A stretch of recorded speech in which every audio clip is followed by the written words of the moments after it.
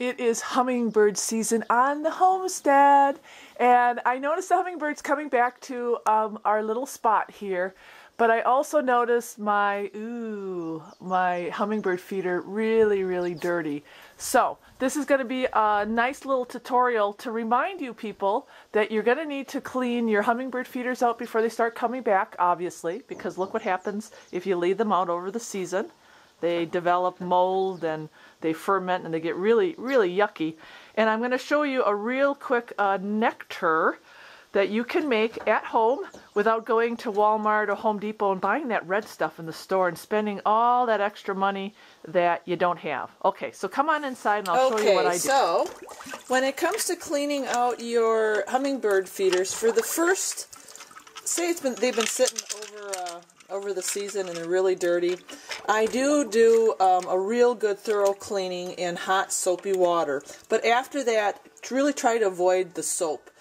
This is just for your first time cleaning. Then what you want to do is thereafter you can clean it out with good old-fashioned distilled vinegar, which does have really good sterilizing properties.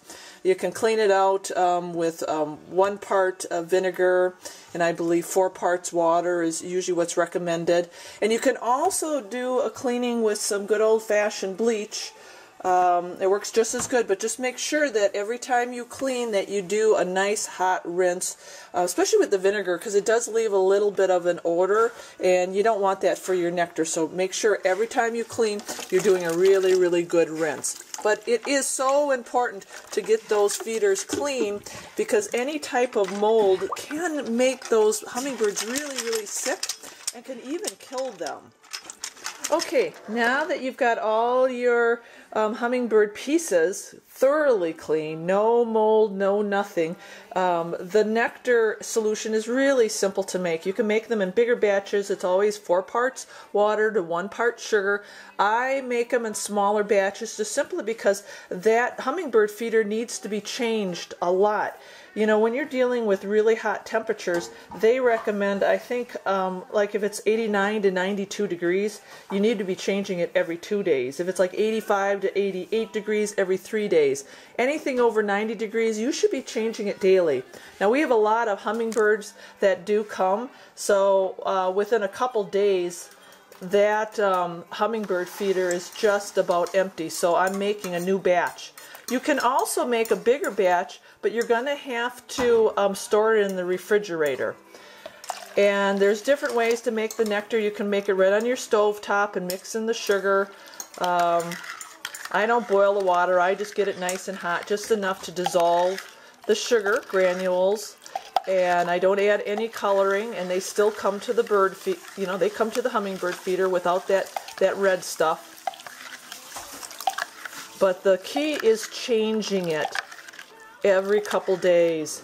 Remember, that mold can kill those poor little hummingbirds. The hummingbird feeder is out. It's clean and sparkly, and look at that. It didn't take long for those hummingbirds to find it. So, people, get your hummingbird feeders cleaned and get them hung up, because now is the time when the hummingbirds are out and they are feeding. And they will come in like droves. Look at that. I've got 3 already. Isn't that wonderful? I love watching these little guys. So what I'll do is I'll put out 1 more so they don't fight. Look at that. And remember to change your nectar every couple days when it gets warm. We don't want these little guys getting sick. Alright guys, thanks for watching, and I love all your comments. Keep them coming. And don't forget to subscribe. God bless.